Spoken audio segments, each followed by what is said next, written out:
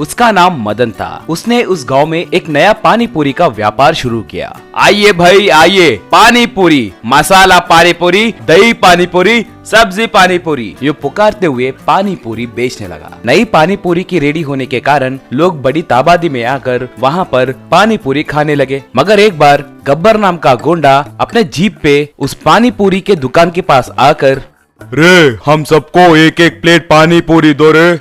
मदन उन सबको एक एक प्लेट पानी पूरी दिया। वो सब अच्छे से खाकर वहां से जाने लगे। श्रीमान पैसे?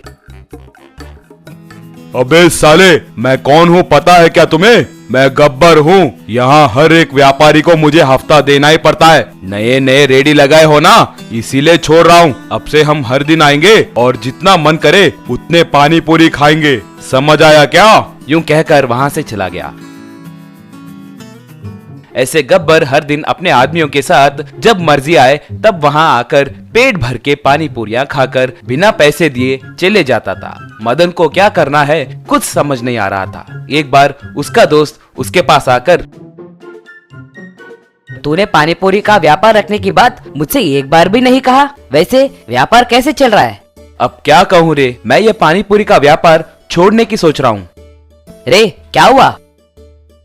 मदन तब उसे जो बीता वह सब बताया।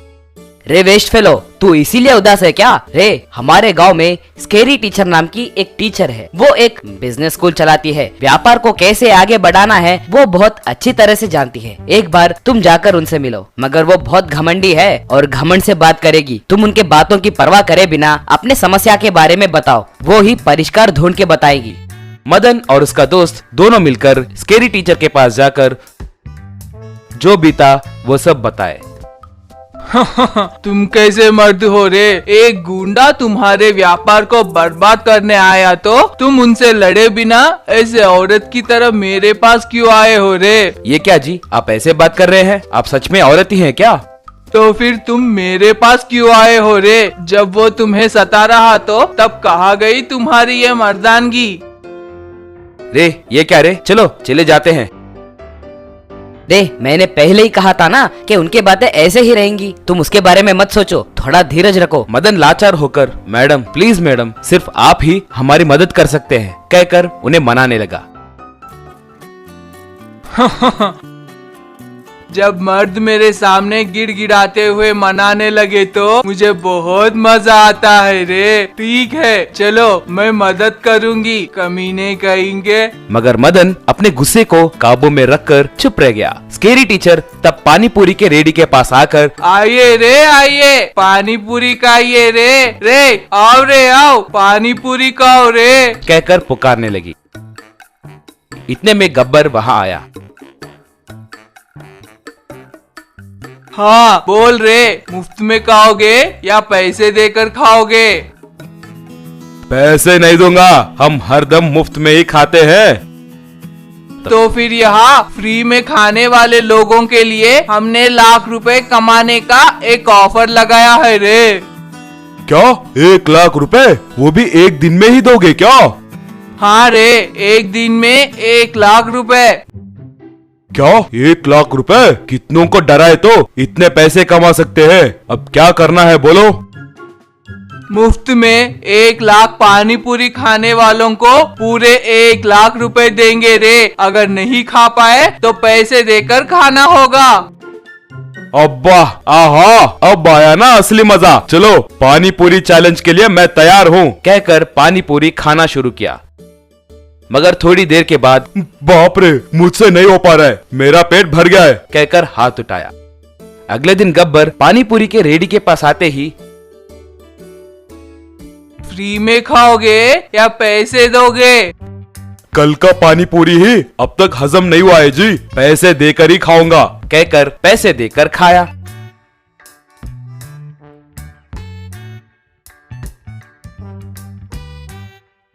और तब से गब्बर और उसके आदमी पैसे देकर ही पानी पूरी खाने लगे।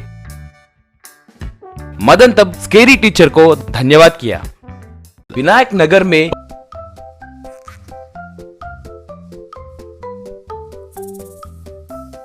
बबलू बन्नी नाम के 2 अमीर बच्चे रहते थे। एक दिन वो दोनों अपने बैटरी कार और बैटरी स्कूटर को रोड के ऊपर चलाने लगे।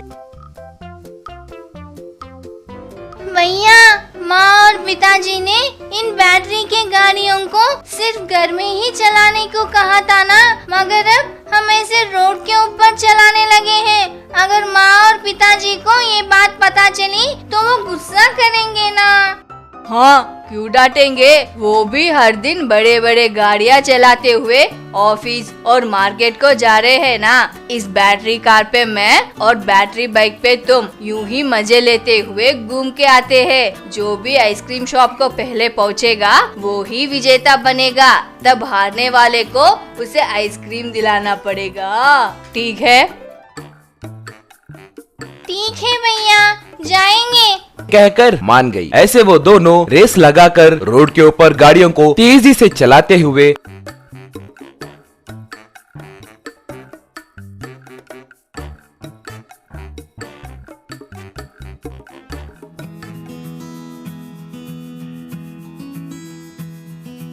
आइसक्रीम के दुकान के पास पहुंचे और बबलू रेस में हार गया। बन्नी जीत गई। हे भैया, आप हार गए और मैं जीत गई। अब तुम्हें ही चॉकोबार दिलाना होगा। तब बन्नी अपना बैटरी कार उतरकर 2 चॉकोबार्स खरीदकर एक बहन को दिया और दूसरा वो खाने लगा। तभी उनके सामने एक गरीब बच्चा चिक्कू पास से छोटे छोटे कार्स, छोटे छोटे जीप्स, छोटे छोटे ऑटोज बनाने लगा। उन्हें देखकर बन्नी, भैया उन्हें देखो, वो कितने अच्छे हैं। एक बार जाकर उसे पास से देखेंगे। चलो।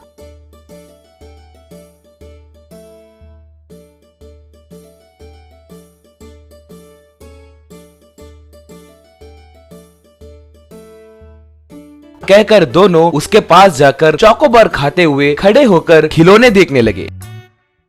वो गरीब बच्चा उन्हें देखकर, आइए भाई, आइए आइए बहन, आइए, ये लीजिए बैम्बू से तैयार किए खिलौने, पर्यावरण को हानि न पहुंचाने वाले खिलौने, अच्छे अच्छे खिलौने। कहकर पुकारते हुए खिलौने बेचने लगा। ये खेलने वाले खिलौने हैं क्या? पूर फेलो, एक बार वहाँ देखो। कहकर अपने बैटरी के गाड़ियों को दिखाते हुए, हमारे जैसे अमीर बच्चों के खिलौने वैसे रहते हैं। इन जैसे घटिया खिलौनों से हम नहीं खेलते। वैसे तुम्हें तुम्हारे माता पिता खिलौने खरीद कर नहीं देते क्या? नहीं, मैं खुद ये खिलौने बनाता हूँ, इनसे ही अच्छे से खेलता हूँ। ऊपर से इन खिलौनों को बेचकर हमारे माता पिता की भी मदद करता हूँ।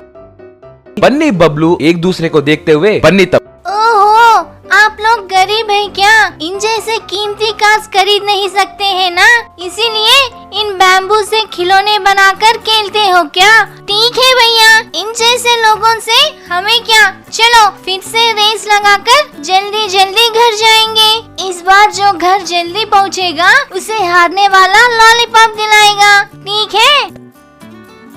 ठीक है बन्नी, इस बार देखो मैं जरूर जीतूंगा। कहकर वो दोनों अपने बैटरी कार और बैटरी स्कूटर चढ़कर रई रई कहकर जाने लगे।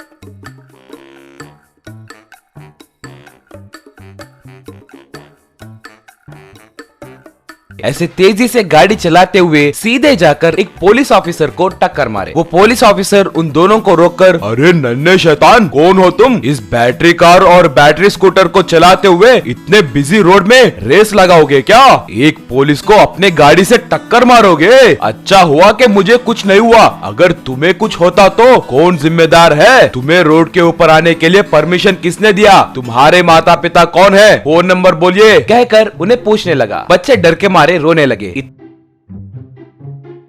में चीकू थोड़े बैम्बू व्हीकल्स को लेकर वहाँ पर आया और पुलिस ऑफिसर के पास जाकर, सर ये लीजिए, आपके बच्चों के लिए ऑर्डर किए बैम्बू व्हीकल्स। पुलिस ऑफिसर उन्हें लेकर, वाओ, ये बहुत अच्छे हैं रे, मेरे बच्चे बहुत खुश होंगे। कहकर उन अमीर बच्चों को देखते हुए, ये देखो, छोटे बच्चों को ऐसे घर के पास ही रहकर खेलना चाहिए, ना कि ऐसे बैटरी कार को रोड के ऊपर चलाते हुए यूं घूमना नहीं चाहिए। तुम्हारे माता पिता को आने दो, तुम्हें ऐसे रोड पर छोड़ने के लिए उन्हें सबक सिखाना ही पड़ेगा। कहते ही बच्चे और जोर से रोने लगे। उन्हें रोते हुए देख चीकू, सर जाने दीजिए सर, बेचारे, ये उनकी पहली गलती है सोचकर उन्हें छोड़ दीजिए। अगली बार ऐसे नहीं किए जैसे उनसे वादा लीजिए सर।